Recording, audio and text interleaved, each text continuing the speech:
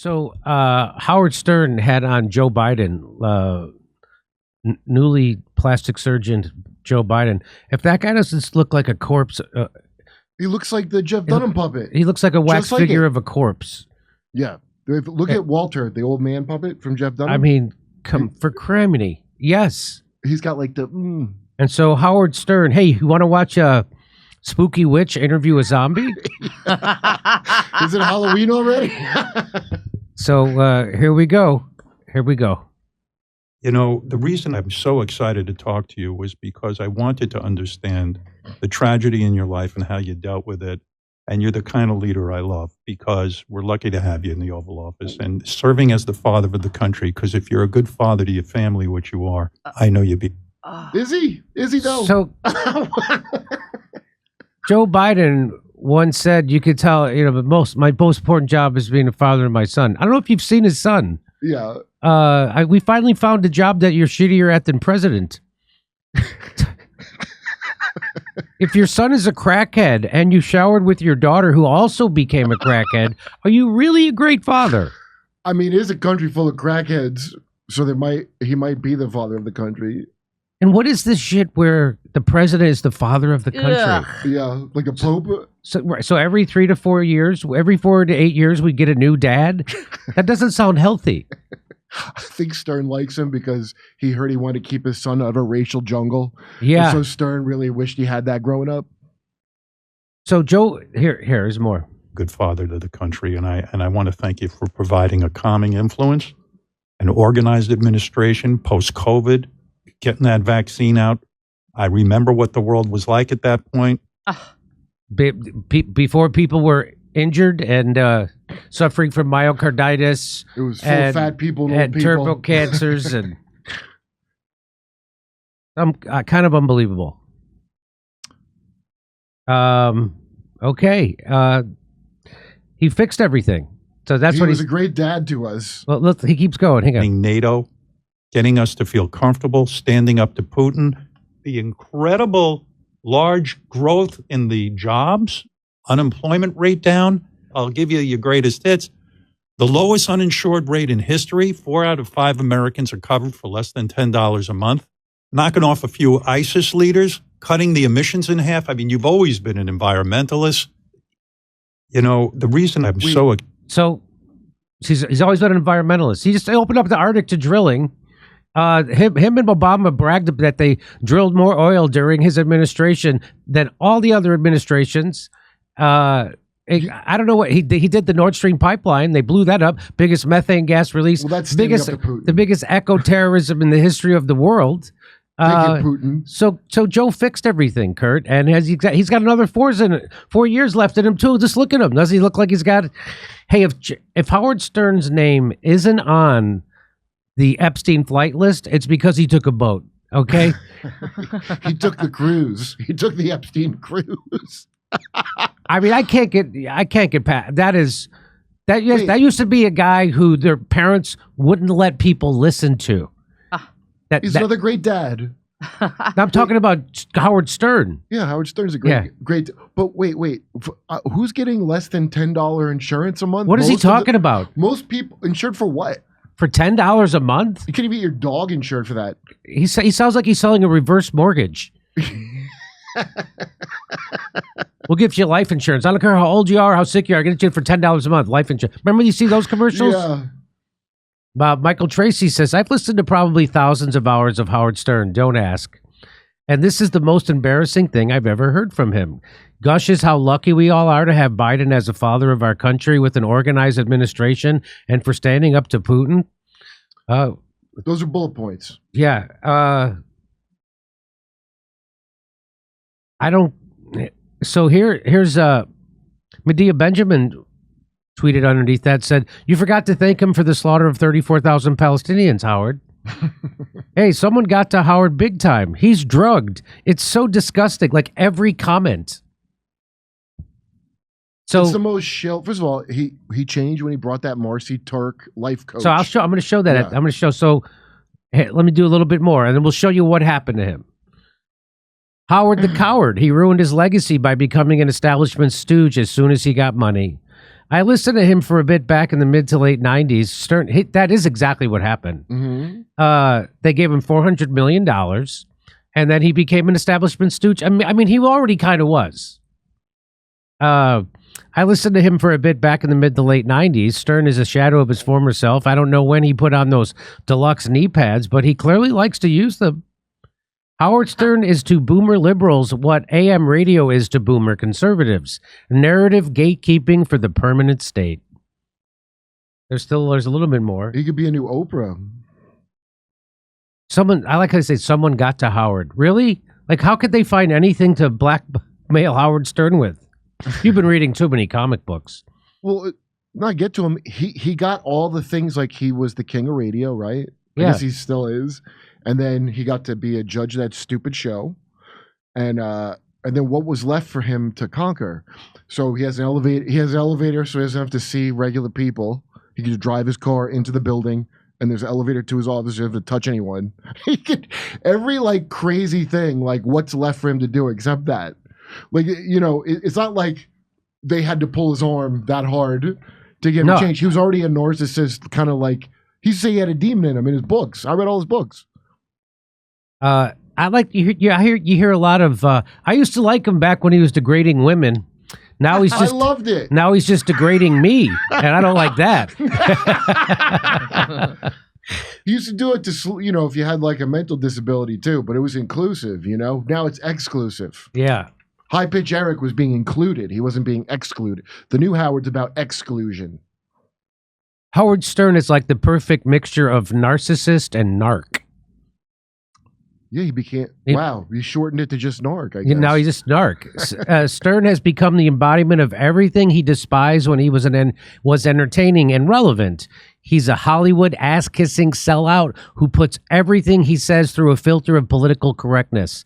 How does this loser possibly have any listeners anymore? I can't believe people. I mean, really. I never liked Howard Stern, but I could see when his show was more of a circus. It was to be insane, and I would be doing sheetrock with Chaz Long Construction.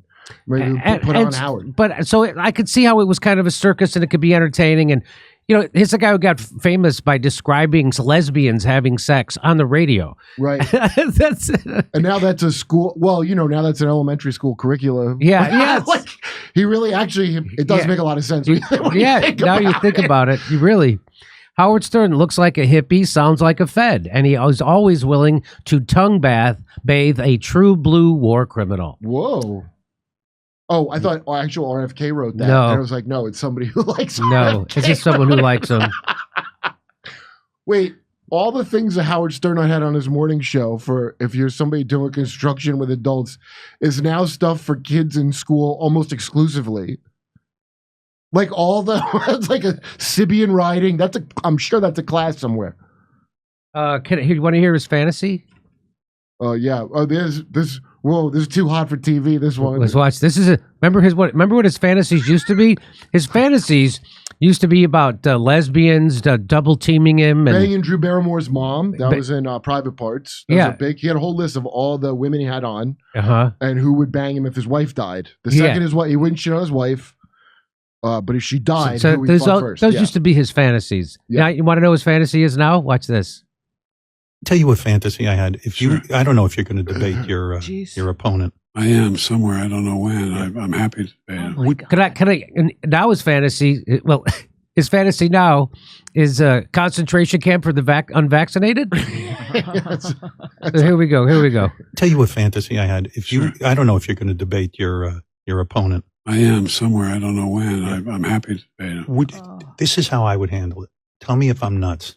Well, I am nuts, but tell me if this is accurate.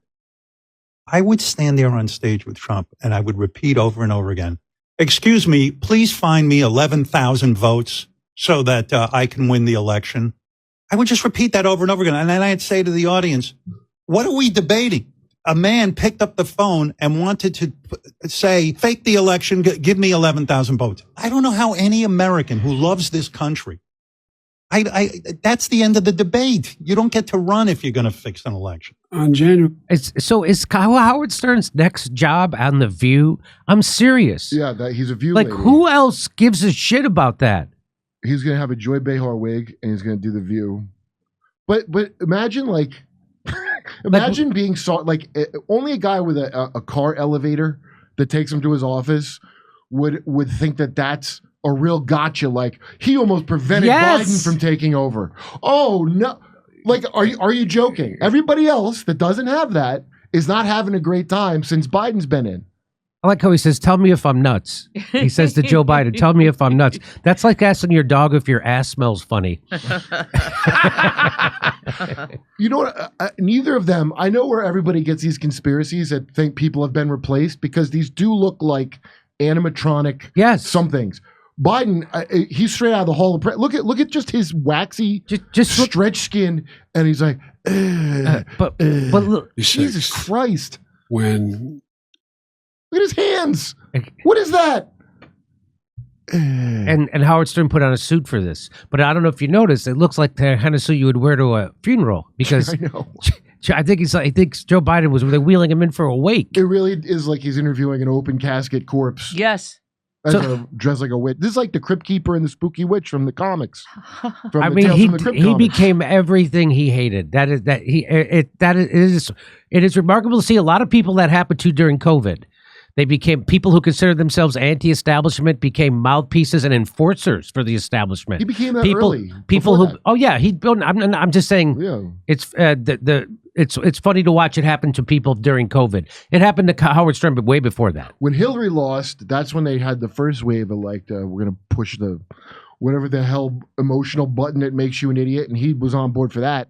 Then COVID wasn't like another, okay, we're pulling the lever. But you saw comedians who consider themselves, anti-establishment, become enforcers for the establishment narrative and shame people for questioning. You saw those people. Well, it was Trump. Okay, wait. Oh, you're talking about during COVID? Yeah. Of course. I'm not talking about open micers. I'm talking about comedians at the tippy top of comedy. No, if you're at the tippy top, what are you going to go against that? You're going to have some problems. They all became so they're people who consider themselves lefty comedians became authoritarians. You want to take on Neil Young? I don't want that coming. Became authoritarians, wanting to mandate experimental medical treatments.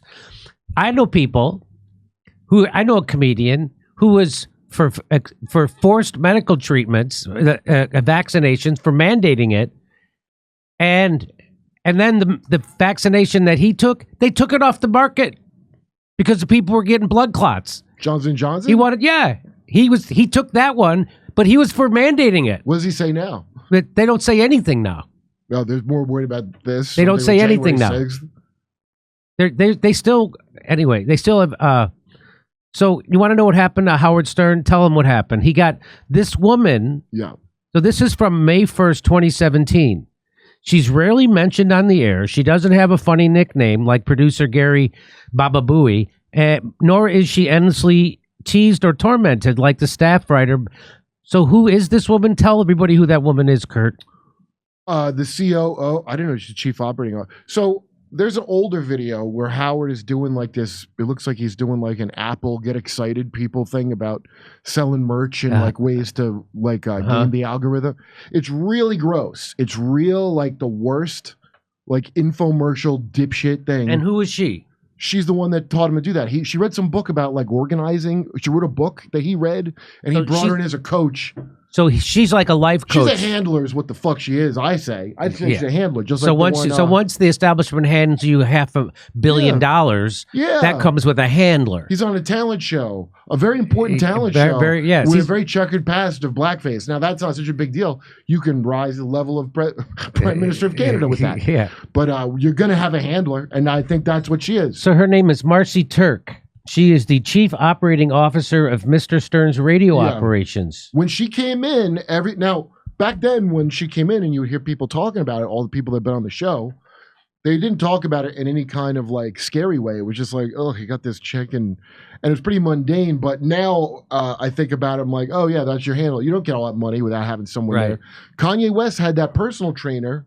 Remember who was threatening to have him so drugged he wouldn't recognize his kids? Yes. And the guy is from Canada, but yet he worked for the DOD. Now Kanye has forsworn all that and he makes porn. So Kanye's back in the fold now, don't worry.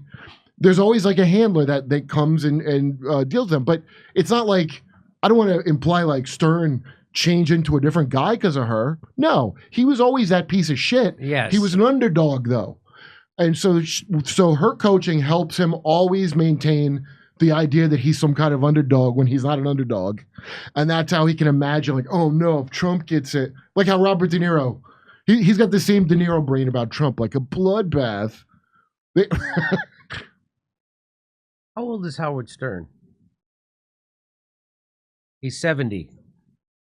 So he's about 10 years younger than Joe Biden. And you think that's his real hair, or you think that's a wig? That's clearly a Ronald McDonald wig that they spray painted black. Okay. All right. I have one more. I'm going to show you all the lies, the litany of lies that Joe Biden